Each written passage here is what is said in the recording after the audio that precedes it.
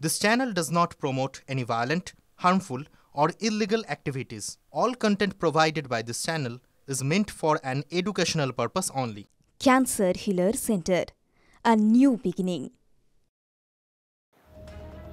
কখনো আমরা দেখছি মুখে অ্যাসিড মারার হুমকি দিয়ে ধর্ষণ, আর কখনো দেখছি খুনের পর ধর্ষণ। একেবারেই ঠিক নিউ টাউনের ছবি। কিশোরীর খুন ধর্ষণের পর প্রশ্নে এবার স্মার্ট সিটি নিউ টাউন এবং সল্টলেকের সুরক্ষা ব্যবস্থা।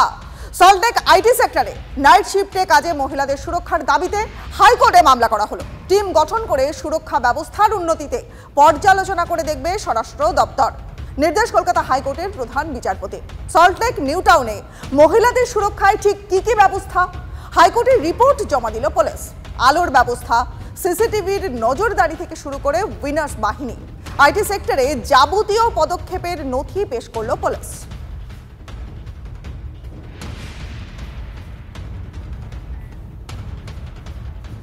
আর বলতেই হচ্ছে যে এই নাবালিকার নৃশংস পরিণতির পরে টনক নড়ছে পুলিশের। নিউ টাউন থানা এলাকায় বসানো হচ্ছে CCTV camera. Lohapul, Mridha market, Gouranga Dhalai bridge, Jatragachhi, mission বাজার, জ্যোতিনগর, এই সমস্ত এলাকাগুলোতে সিসিটিভি ক্যামেরা বসানো হচ্ছে।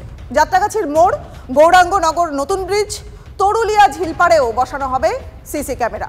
বিরোধীদের প্রশ্ন যে এত দেরিতে প্রশাসনের ঘুম কেন ভাঙলো?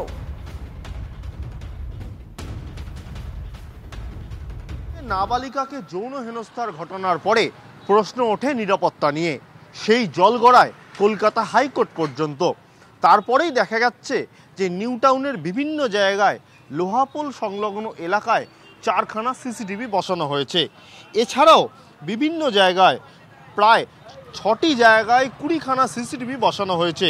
যেমন মৃধা মার্কেট ব্রিজ, সেখানে 4খানা, গৌরাঙ্গ ঢালাই ব্রিজ, সেখানে 3খানা, যাত্রাগাছি আর সাইট 5টা সিসিটিভি ক্যামেরা, মিশন বাজার 3টা সিসিটিভি ক্যামেরা ও জ্যোতিনগরে 1টি বসানো হয়েছে।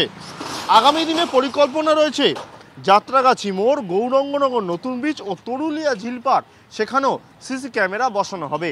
স্বাভাবিকভাবেই যে প্রশ্ন উঠেছিল নিরাপত্তা নিয়ে, সিসি ক্যামেরা বসিয়ে কিছুটা হলেও নজরদারি করার কথা ভাবছে প্রশাসন। যদিও স্থানীয় বাসিন্দারা প্রশ্ন তুলছেন, আগে কেন হলো না? ক্যামেরায় অভিজিতের সঙ্গে সুশমন ও রঞ্জিত, টিভি9 বাংলা।